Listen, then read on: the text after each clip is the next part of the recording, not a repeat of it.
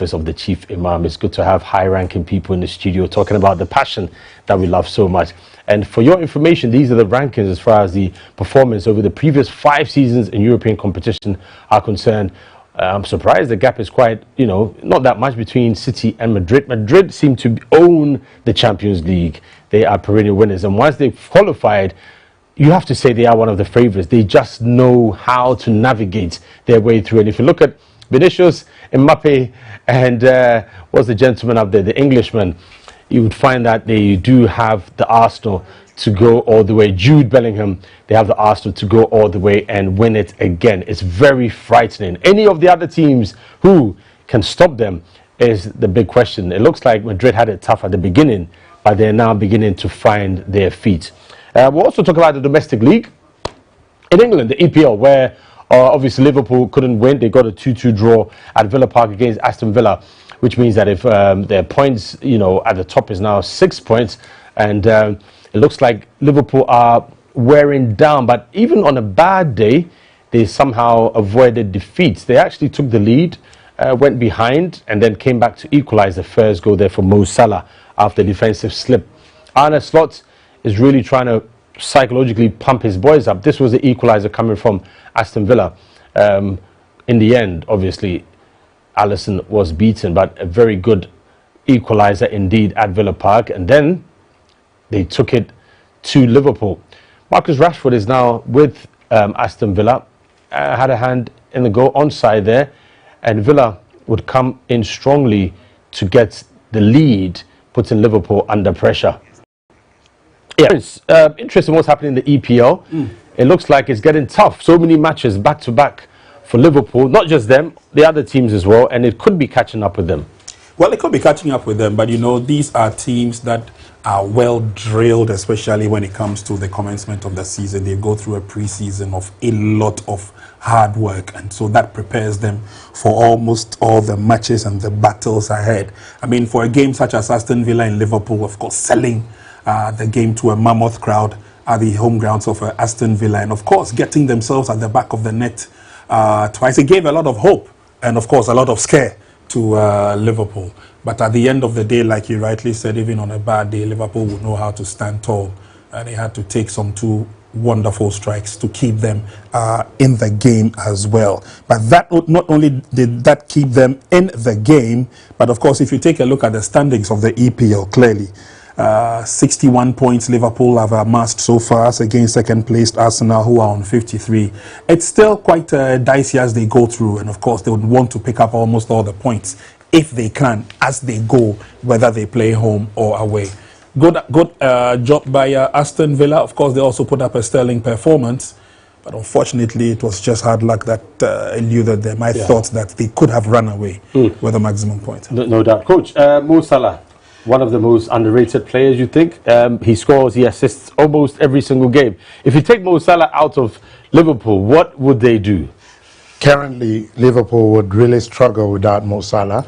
He's doing extremely well. He has the best assistant. He's leading the goalkeeping race. So for me, if you have a player like Mo Salah and he's no more in the team, definitely there would be a gap that needs to be filled. But having said this, I also believe that we should have a bit of close analysis of how the EPL teams manage their players in this marathon way of playing league. Every move is calculated. Not even a single day will be left just like that. There's a scientific reason to everything you do. That's how come they are able to manage their players like that. All other things being equal, if you put a player that has been in the EPL for 3 years and put a player that has been in La Liga for 3 years, if you want to look at the depreciation that has happened within these 3 years on the physical being of the players, definitely that of the EPL would have more effect because of the way they play. But surprisingly, they are able to manage them very well, something we should learn as a country. No doubt about it. Before we go and talk about the hot topic in Ghana, as far as even in Parliament, everybody's talking about it, football and security at our venues. Let's stay in Europe, where Juventus are out of the Champions League, Milan are out, and so too Atalanta, Europa winners last season. What's happening with the Italian big boys? What's going on? Well, it's difficult to tell exactly what's going on. You see, the competition has grown meaner and keener with each and every passing season. Teams are putting their houses in order to ensure that they bring the best out of the gentlemen on the field of play. Now, hitherto, we all knew that when it came to the Serie A, the Italians were almost always, you know, notches ahead, whether the dominance of the likes of Juventus, the likes of AC Milan, Inter, and co. almost always held us spellbound when they played, especially in the UEFA Champions League. It's not going their way this time because others have really caught up with them, and it's getting a lot more keener and tougher as they go forward. As Coach rightly said, we also should take a look at the kind of stretch that the young boys or the players, especially in the English Premiership, go through with a lot of calculated effort, a lot of precision, as it were, and of course a lot of hard work.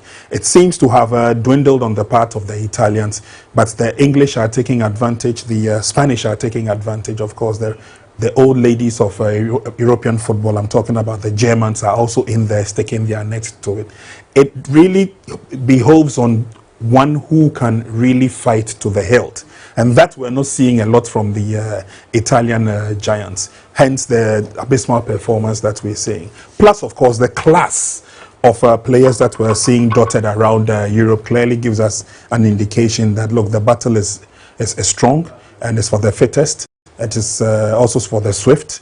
And the Italians are, I feel or think that they're a few notches slower and easier than what the other young players are going through. I mean, if we take a look at the UEFA Champions League and the results that were churned out, the Spanish showed their class. PSV also showed their class, which means that gradually it looks like the status quo keeps changing. However, the Germans, you know, we had a blank scoreline when Dortmund played. And again, for PSG, also keeping their heads up in there, the French league also showing a lot of class. It looks like it's taking a toll on the Italian football. Yeah. Okay. So the round of 16. You know, these are the clubs who've made it through, obviously, and it'll be fascinating to see the draw. But I think already permutations of who you're likely to meet in the next round. And if you look at the lineup at the top there, why not? You know, Atletico would fancy their chances with Arsenal and Dortmund, Barcelona, and Bayern Munich. Nobody needs to talk about them. Madrid in there. Feyenoord would be outsiders, I'm sure. Many people would not give them a chance. Inter, Leverkusen would also have, you know, they're saying. And Liverpool, some are saying they're beginning to decline in terms of their momentum. But you never know. They've got pedigree. 6 times champion. PSG, we saw them. PSV have also done it before. And of course, the owners of the Champions League. You don't want to beat them in the knockout stage. It's just one of those things. They just know how to navigate their way through. All right, let's come back home. The president of the Ghana Football Association is back home after a few weeks out on campaign for the CAF executive seat. And also, unfortunately, the latter part of that, due to illness, he wasn't able to return. But thankfully, he's in full health. He's back, he's recovered, and he's touched down in Kumasi, where he's met with Asante Kotoko and also the family of the late Pole, the Kotoko fan who lost his life at Nswatraman just over 2 weeks ago, which is good news. Coach, this is what a lot of fans were expecting, but good reason was given for how long it's taken for the FA president to touch down in Kumasi. And Kotoko, obviously, they've started training. First training session today after that incident in Nswatraman. Absolutely. We strongly believe that he was not a fugitive because we know where he was. And absolutely, again, when they said he's not feeling well, I think ordinarily he would have visited the family and the team if he were to be in Ghana. Good, we know that he's back and he's been there already. But trust me, there's a lot of work to do. A lot of work to do to bring the game back to the people. No doubt. Kotoko would have to get on with it. They've said that they've actually, to be fair, it's a joint statement we've seen from Accra Zavuk and Kumasi Hassan to Kotoko, basically asking that assurances are made. It makes sense. It's not all about Kotoko, although they have been very specific that if justice is not found or justice is not served, they will not have any part in the ongoing Ghana Premier League. But thankfully, they've gone back to training, which is a good sign. I think we need to redefine what justice is. I have some concern about justice when it comes to what is happening in the Ghana Premier League. I mean, as a matter of fact, nobody will support killing a fan. We all football lovers. We would go to the stadium to go and watch football, and our family expect us to be back home safely. So anything that would lead to somebody's death is absolutely should be condemned under no condition. But again, beyond that, you keep asking, does every Ghanaian's life matter? Or it is a particular time or a particular, excuse me to say, club that have their people, their supporters or players' life that matters? Because we've been in almost all the stadia in this country, and we've seen what is happening. We've had serious attacks on individuals. Nothing is happening. We can talk about the 9th May. What happens on the 9th May? How many people lost their life? Has justice been done to the people who have lost their life on the 9th of May in this country? But that is not in any way to say that I'm not concerned about the death of that one particular person and from Asante Kotoko. His life matters. So do all the other lives that we have lost matters. So for me, I think we need to step down a little bit, unpack, and get to the roots of the problems and try to solve them. And in our approach to solve these problems, we should come with 3 thematic approaches. The first one is the short term, medium term, and the long term. We should not be talking about this as if it's normal. It is not normal for a single soul to be lost because I went to watch a football. That's not acceptable. Absolutely. And the fear, obviously, is that once we're trying to bring families, trying to get corporate Ghana, get everybody involved. This is a family game. It's scary to think that somebody would lose his life in the manner they did. And the conversation is not just in the studios or limited to, media platforms or in the streets. Parliament, they've taken to it as well. And some might argue it's a talk shop, but they don't think so. They think it's very important they get involved and also pave the way for the conversation to get to the next level. Let's catch up with what's been happening in Parliament as far as the football conversation is concerned. And we'll be back to discuss that. Mr. Speaker, football is the passion of this country, but this is just one too many. Today we are discussing this unfortunate situation because it involves Asante Kotoko. But there have been series of such events in our country where supporters think that when they disagree, they must take the law into their hands. And this should bring finality to such incidents in our football. Nobody should die following your passion. I understand that the man left behind 6 children. This is a very, very difficult situation for his family. And, Mr. Speaker, I think that we need to take football a lot more serious. The rules of football is not just the rules on the field. Mr. Speaker, what are the protocols for making a football field fit for purpose? Not everywhere is fit for purpose. What we are playing football on are what we call parks. They don't qualify to hold soccer matches. We must take the licensing of stadia very, very important so that we tick all the boxes to ensure that when people go to a stadium or go to a football field, that football field is fit for purpose. So we must begin to license our football fields. And when we begin to do, you realize that many places such as Infantryman will not qualify to host football matches, let alone for us to die the way we are dying. Mr. Speaker, I was very sad to hear my colleague mention that they were struggling to get very simple first aid. You don't have ambulances.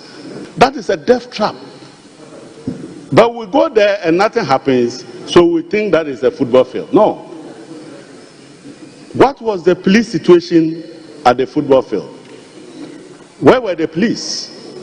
What was the requirement of security that was supposed to be upheld in the stadium?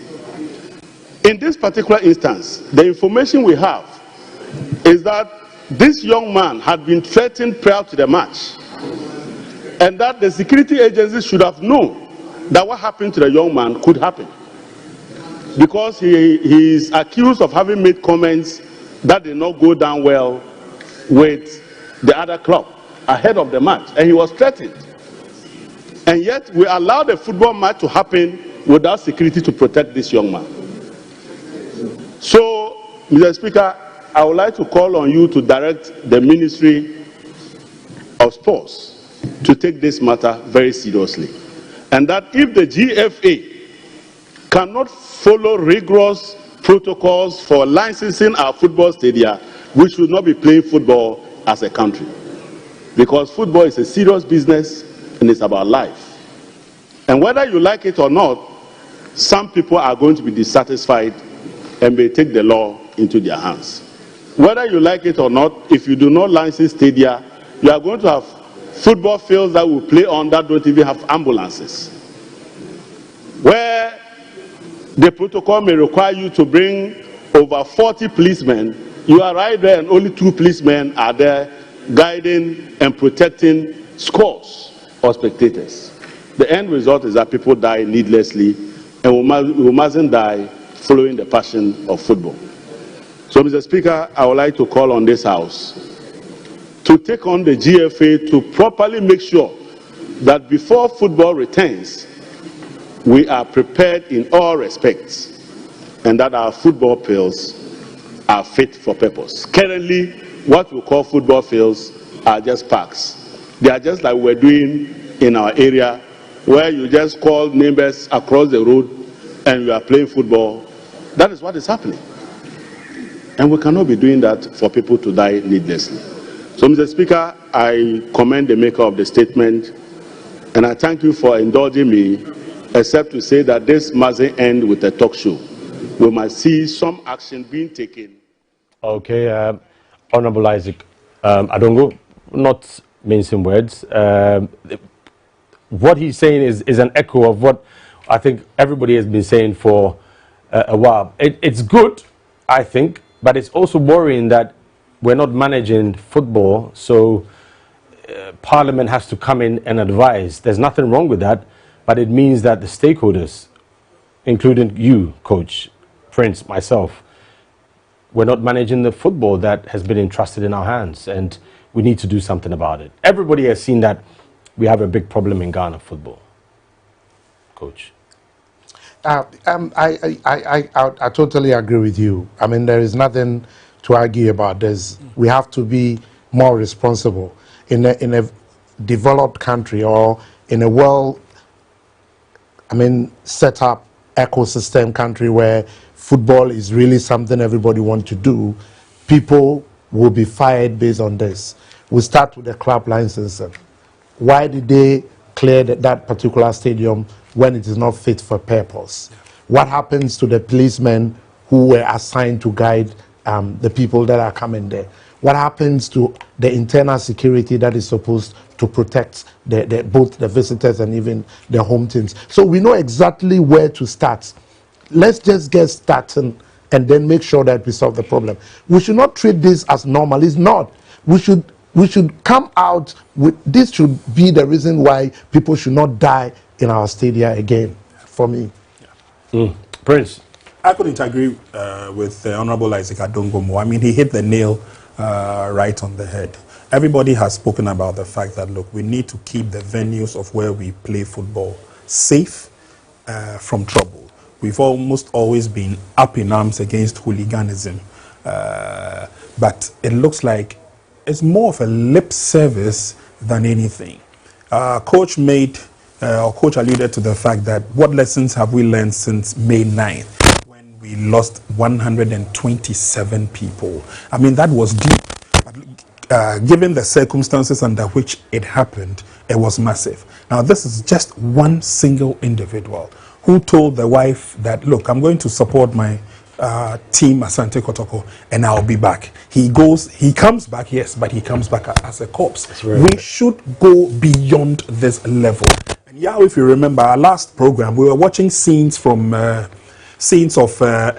Sharks, and I asked a simple question: did we see any policemen when the match was ongoing? No, not at all. We only saw 2 or 3 of them trying to protect the referee, which is not good enough. That's all. Let's go for a quick break. When we come back, we'll hear a bit more from Parliament, and then we'll activate the phone line so you can get involved. And then the latest, as I said, with regards to the resumption of the Ghana Premier League. Football is ongoing, women's football at least, but the domestic game is on hold, and the confirmation of when it will resume will be made known by the GFA. Let's go for a quick break. We'll be back very, very shortly.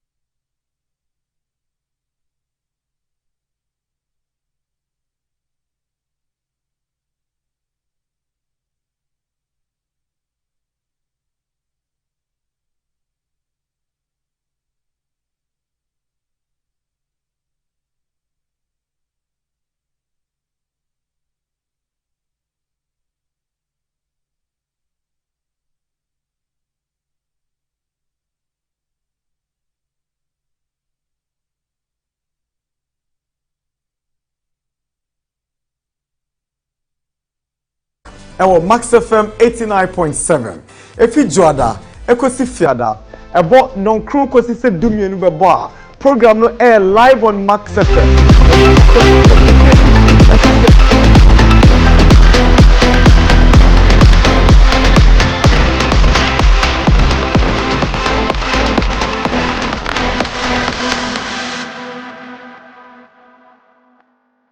We should appreciate that sports, beyond just being entertainment, has become a big economy, a major economy, contributing enormously to the GDPs of some countries.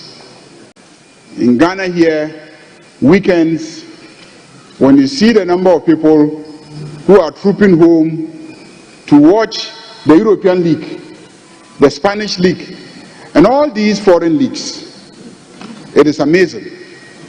And when you sit with business people and they have conversations about leisure, and the number who fly to Europe, fly to the United Kingdom, just to go and watch a match and come back. And these matches become the meeting places where major deals are concluded. It will amaze you. And if you see the extent to which the media is developing in those countries, and sports and the coverage of sports has become a major source of revenue for those. Their coaches, they can have support to be able to compete effectively, train and recruit and retain very good footballers, buy very good players, and then also up the quality of our local league so that people will really like to go and watch our leagues. Okay, so Honorable Mahama Ayariga, obviously a former sports minister himself. Then it was youth and sports, so he's a former youth and sports minister, which is now sports and recreation, an office being held by Honorable Kofi Idi Adams. Generally good points he made there, but I think he got carried away a little bit in some of his points. Yeah, the positives are that at least the conversation is at the highest level. We're all very concerned, and he raised some good points which we cannot disagree with. The only concern obviously is the issue of getting our matches onto, you know, platforms that, of course, we want the best platforms, but who wants his product, which, if it's not well packaged, to be out there? I mean, we need to be very honest and have this conversation before we even step out there. Coach, what do you think? Yeah, absolutely. He's a man I respect a lot. He's a fantastic gentleman. And when it comes to his field, he's very good at it. But for this particular one, I think he's just expressing his opinion, which would forgive him for that. But some of the statements are not very realistic in terms of what we should do. I mean, we've come from far, and at this particular time, we should be talking about more solutions than still discussing what our challenges and problems are. So and this is a challenge to the new minister. This is a challenge that he has to overcome, and he's welcome to the sport industry with this particular challenge. Once he gets the right people to work with, and he gets the good advice, and he himself is taking good decisions, trust me, he'll be fine. But also we need to know that, I mean, sport is not only football. It's very important we identify that sport is not only football. And assuming this happened in perhaps maybe your beach soccer, it will not be as big as it's happening now because of the attention that we give to other lesser sports. But for me, I think we should look at it holistically, right, boxing, and then we can make a move. But for Honorable, we might pardon him because maybe he's not been in and out of it for long. But I mean, how can you just jump from Ghana Premier League to comparing it, say we want to become EPL? I mean, first compare us with South Africa or then maybe Kenya. But having said all this, I think that the sports minister have a good opportunity to turn things around. I mean, he can step in the name of solving this problem and touch on a lot of challenges that we can talk about. So, for instance, we all know what the causes of this hooliganism is. The hooligans. We have two types of hooligans. The first one is they are hooligans. They've identified themselves to be hooligans, and they will do it any day, any time. The second type is that they are not, but they want to. Once they get to the field and they see the actions, then they want to join. What are some of the things that we can do to prevent this? One, we have to look at IT, information and technology, a lot, where we increase the number of cameras we have in the stadium, so that we'll be able to revisit it in case there is You're talking about investment in football. Investment in football, right, in the IT. And then we also look at the sitting arrangements. I mean, it causes a lot of problems. Yes. No, so you do not allow opponent to sit very close to each other. So this goes back to what Honorable Adongo was saying, that we don't have a lot of stadia for these games. We have parks. We have parks, so the criteria should be and again, very clear. There is no way you can talk about this without mentioning officiating. Right. It's the number one cause. I would give it 80%. So we also need to look at the officiating. I mean, improve their capacity. We do not expect them to perform in a vacuum. There should be some capacity building, and then we see the result. But as a country, I think we are far behind what people perceive us to be. That's a very good point. Yeah, Prince, we can't forgive Honorable Ayariga for, you know, comparing the Ghana Premier League to Spain or EPL and all the rest, especially when we've not invested anything literally in over the years. Because if we had, this conversation we're having, it was had, what, 20 years ago? Yeah, I agree with you, Yaw. And to such an extent that, I mean, it's nice to have that comparison, Ghana Premier League, English Premier League. Whoa, that would be the day. But let's try and conquer West Africa first, because we're having teething problems. The Ivorians are doing quite well. The Nigerians have their problems, but they're also channeling their resources through trying to get it as good or as better as it should be. And so I think we also would need to follow the trend, get our house in order, and one of the ideals for some of these things is the fact that we still fail. I don't know whether we're doing it knowingly or unknowingly, but we still fail to consider that, yes, we have parks, for football, and then we've got a stadium or we've got stadia for football. And so once we are able to distinguish between the two, sometimes it gives it a lot of clearance. Yeah. Now, the other issue is the fact that we all love our football. We all love to go to the stadium. But in the process of going to the stadium to watch football, we seem to leave behind issues of security, issues of safety. Yeah, since I was born watching football... Sorry not to cut you, but just to tell our viewers, this is Nswatraman in training. They've also commenced training. Now, the situational issue with Nswatraman, we cannot say. We're waiting for the FA to confirm the resumption of the league, the dates and the fixtures. But the talk on the streets is one that the FA must listen very carefully in order to ensure security and protect these players, their fans, and wherever they are. So if you see the red headbands, it's in solidarity with, let's say, the family of Pole, with Asante Kotoko. Obviously, they lost their supporter, but the football family is in mourning.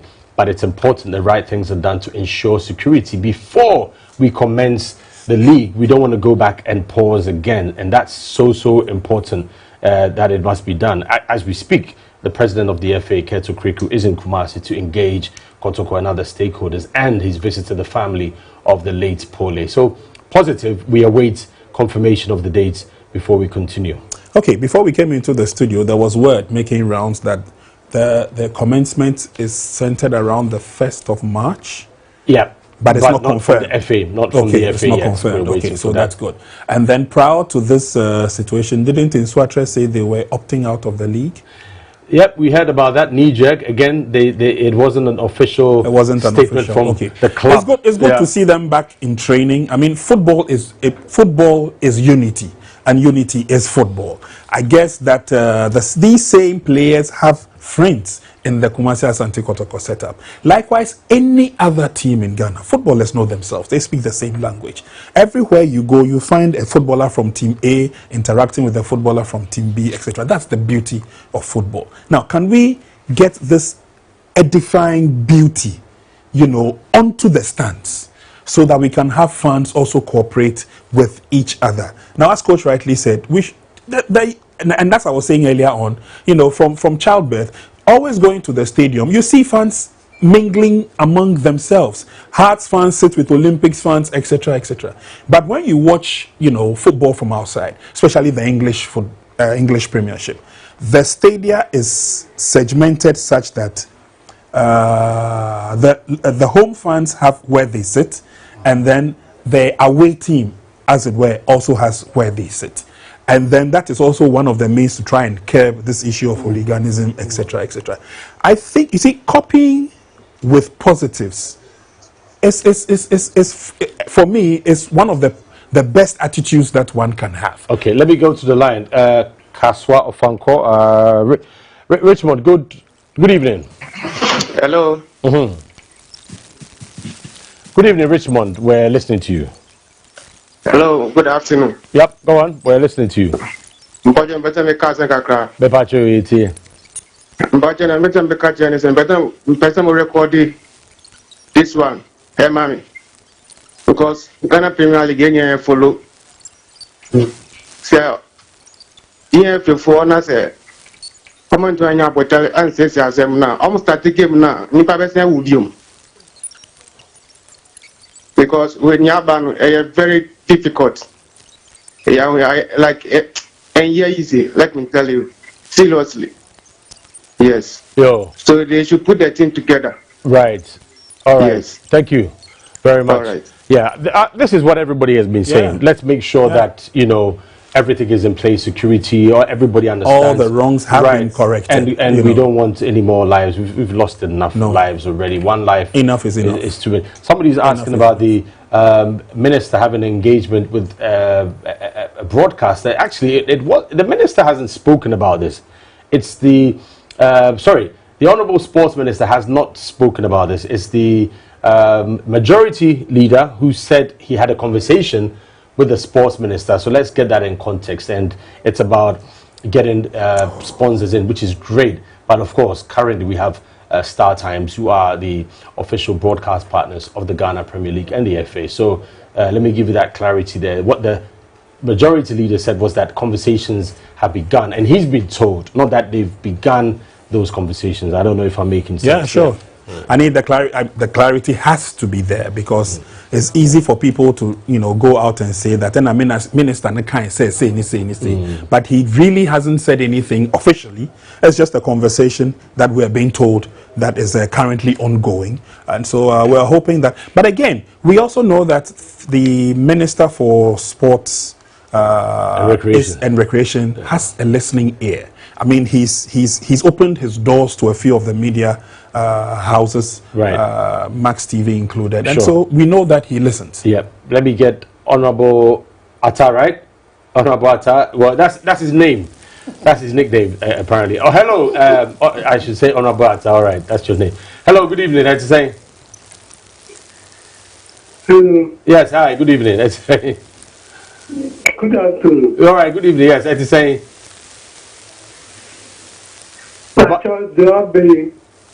Yeah, it's you now. I'm better make a little kakra. Yo, me pachi, it's you. Drop by there, there, nutrition living in Bronx. If you cut no nutrition, no, and so I shall be gas and I shall be gas. Until the man for both their mind, body not down, no other body man.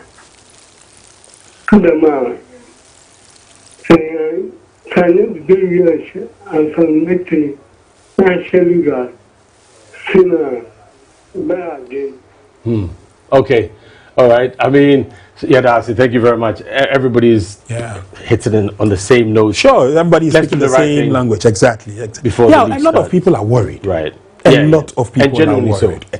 They have a genuine and a valid point. Let's put our house in order. Let's ensure that at least before the season continues with a restart, some of the teething problems would have been nipped in the bud. Once we have done that, at least we're bringing some level of surety and some level of confidence back into the game. Sheikh Osman, 20 seconds, our time is up, unfortunately. Yeah, I would like to encourage the sports minister to really get deep into this and then do a lot of consultation with all stakeholders so that he will be able to make some impact so long as he remains the sports minister. Also, I'd like to call on all the other stakeholders to compromise. I mean, the extreme position of saying that I'm not going to play the league, we're not going to play the league, for me is not professional. I mean, we have timelines that we are playing this league with. If there are issues, it needs to be fixed, and we move.